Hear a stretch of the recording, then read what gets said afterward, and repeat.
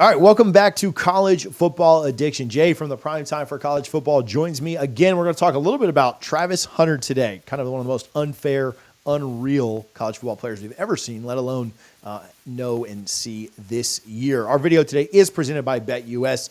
Jay, it's really not fair that Colorado gets to use Travis Hunter, gets to have Travis Hunter on their roster, but can you, from everything he does, from scoring in the first quarter to, even, the interception late, just making an impact in so many different ways, taking away their number one wide receiver. And then I talked about this last time, the way that he chased down the guy a couple of weeks ago. He did that again. Now, he didn't get to R.J. Harvey, but, chasing down R.J. Harvey on the wheel route, if he had 10 more yards, he probably would have gotten to him. He's already the best player in the league, or in the country, but his effort is just next level as well, and he is remarkably fun to watch.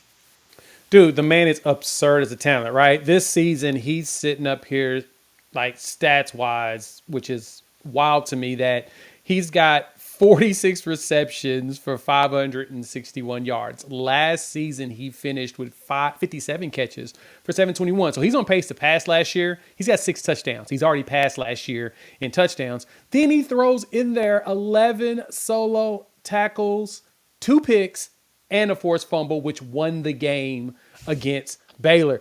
He does everything. And like you said, the best part about his game is watching him jump routes and get interceptions.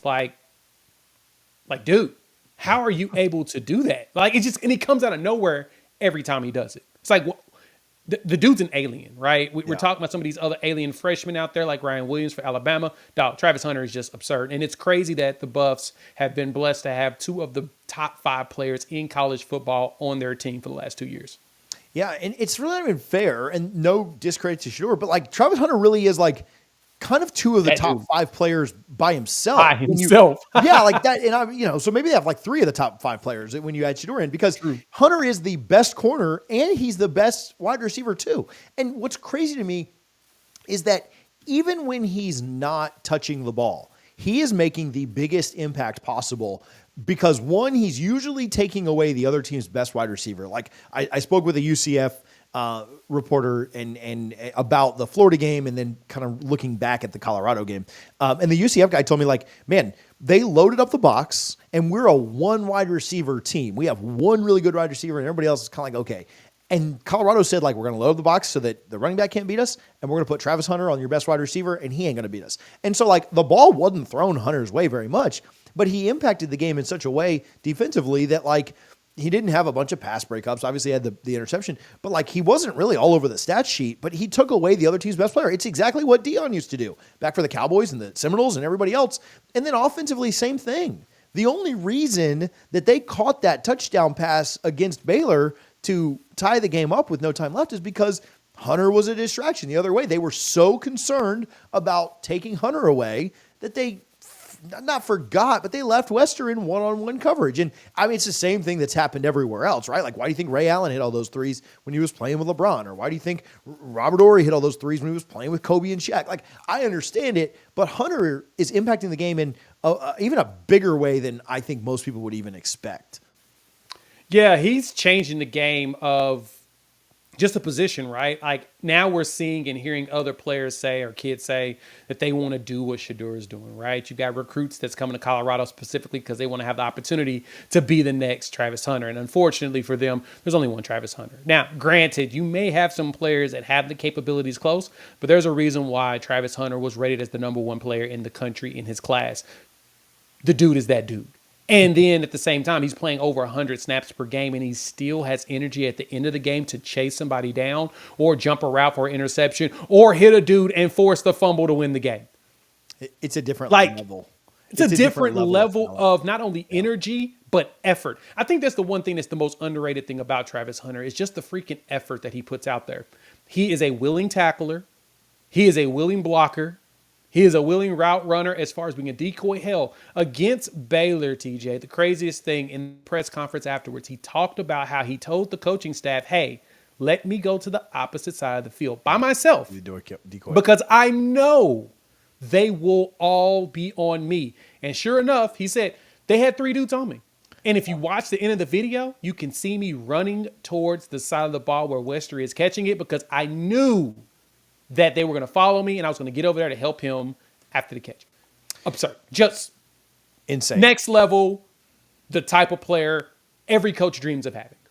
So I want to talk a little bit about his chances at winning this Heisman Trophy. You can go to BetUS right now before we do that and bet on Travis Hunter potentially winning that Heisman Trophy. You can use our code YouTube150, YouTube150. Appreciate BetUS for their support. You get 150% deposit bonus for signing up. That's on your first deposit. Your next two are 125% bonus. All of that up to $2,000. We appreciate BetUS for their support. Make sure that you go and check them out. So Jalen Milroe is the odds-on favorite right now to win the Heisman. Long been thought of as a quarterback award and long has been a quarterback award. Best quarterback on the best team, usually going to win this thing.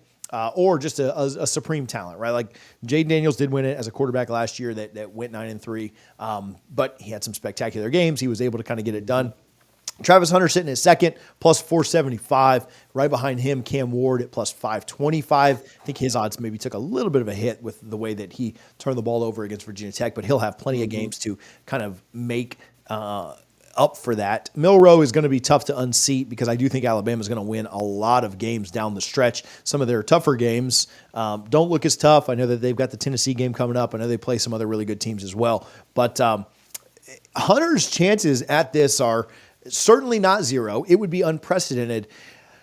But if they really give this award to the most dynamic, the best player in college football, unless Hunter gets injured, which knock on wood, hopefully doesn't happen, or falls off a cliff and starts playing really poorly, which I think is almost next to impossible, he really should win this thing as the best player in college football. I know that the quarterback on the best team wins, but what does he really need to do? Like, is it a number of wins for Colorado that they need to get to really get it? Like, I just can't imagine him getting it if they go 5-7 or maybe even 6-6 wouldn't be enough.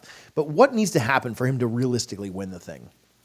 Yeah, in a realistic world, Travis is going to probably have to he's going to have to get 1,000 yards receiving this season, which technically he's on pace to do that with ease, right? He'll probably finish with an elite wide receiver season, over 1,000 yards, probably over 100 catches or whatnot. But if he finishes with like 5 interceptions to go along with all of those offensive numbers in double-digit touchdowns, it's going to be really hard to keep him out because mainly we don't have a single player in college football that has really taken the reins of Heisman from day one, right? Because usually when you come in the season, you have an idea of an Heisman based upon some of the performances.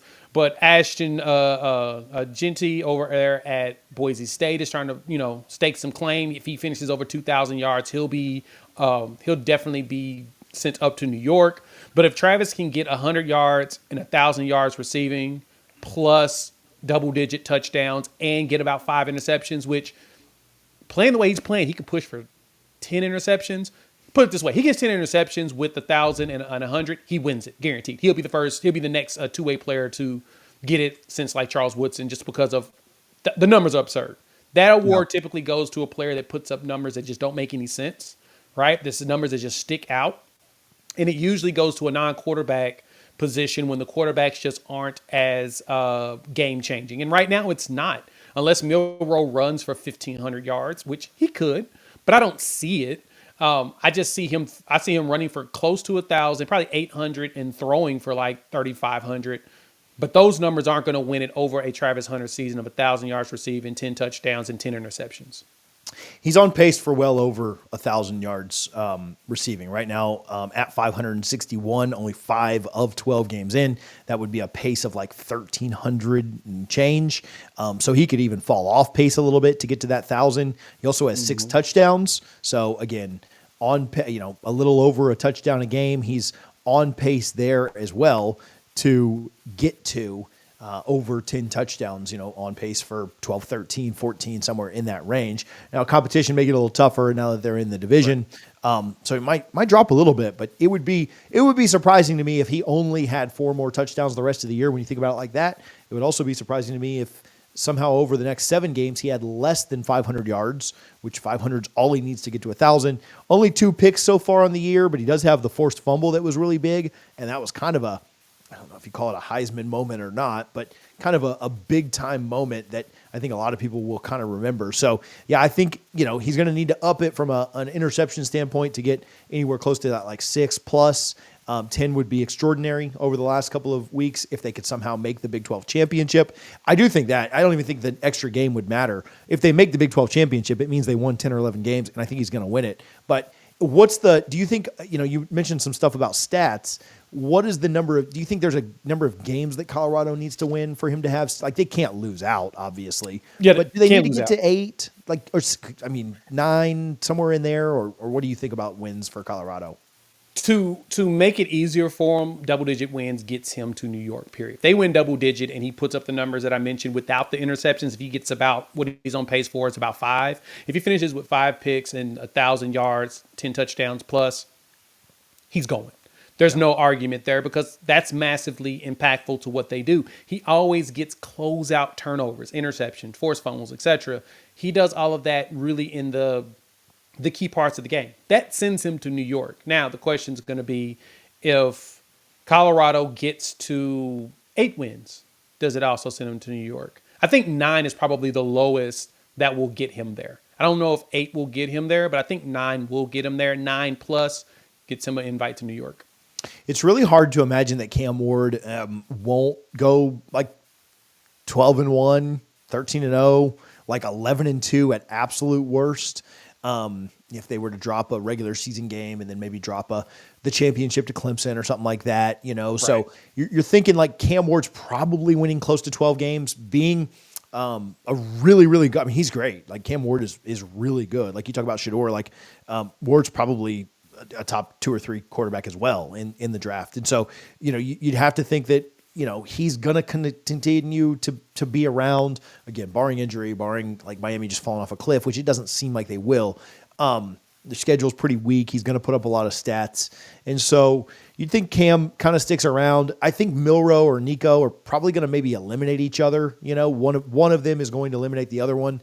But I would think that between Milroe and Nico, right, like the other 2 quarterbacks that are kind of in it, Milroe certainly better odds right now after what he did to Georgia. It seems like one of those, because they play each other, is probably going to knock the other one down significantly. Yeah. But the winner of that game is going to have a lot of wins at the end of the year, right? Like, again, kind of like Ward, 11, 12 wins. Probably the winner of that game is looking to go to the SEC championship and put themselves kind of in position to do that. And so, it will matter what happens around them. But if Hunter, like you said, gets over 1,000 yards, gets to 1,200 and gets to 10 or 11 or 12 touchdowns, and if he can get to the 5-pick barrier and they can win 9, 10 games, I think he's got a great chance to win it. I think there is going to be a little bit of, as much as we say it's a quarterback award, I think there's going to be some bias in a good way for Colorado and Travis Hunter. Now, this is my take, right? We'll see what happens.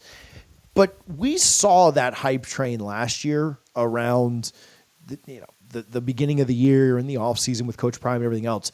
I think the hype train for Colorado will be unlike anything we've ever seen in late November, right? Alabama's good every year. Miami's won 5 titles in the last 40 years, right? Like, and I know it's been a while for Miami, but I mean, Tennessee's been good before. Alabama wins every year. I think that if Colorado's able to do it and make noise late, I think the hype train will be so overwhelming that I actually do think that they'll buck the quarterback trend, and I think they will vote for Hunter. I think 9 wins, 1,000 yards, 5 picks, 10 touchdowns. I think it probably gets him there. Yeah, I agree. That right now, like I said, we don't have anybody that's just head and shoulders above everybody. Now, Jalen Milroe has made a case with his play against Georgia. He's doing it in the big games. But overall, we don't have anybody right now that just lighten it up. Like Carson Beck was mainly the number one guy for a while. I'm surprised Shedeur Sanders hasn't gotten more attention yet, right? I think that he's one to really keep your eyes on too long term. Yeah, it's going to be interesting to see. It's certainly going to be something that we're cheering for every week. Milroe leads now because he got to play against Georgia. If Hunter goes off against Kansas State, the ranked team, the best team on their schedule left, he's going to pop way, way up there. So we'll see what that looks like. They're a secondary that can be taken advantage of, and we're going to get you back on to talk about that game next week. But in the meantime, you got a lot of Deion Sanders and Coach Prime content coming out. Where can people find that? Find me at Primetime College Football here on YouTube as usual. TJ, thanks for having me. Yeah, I appreciate you, man. Appreciate BetUS for their support. Make sure you guys hit that subscribe button. I'll link Jay's channel in the description. We will talk to you soon here on College Football Addiction.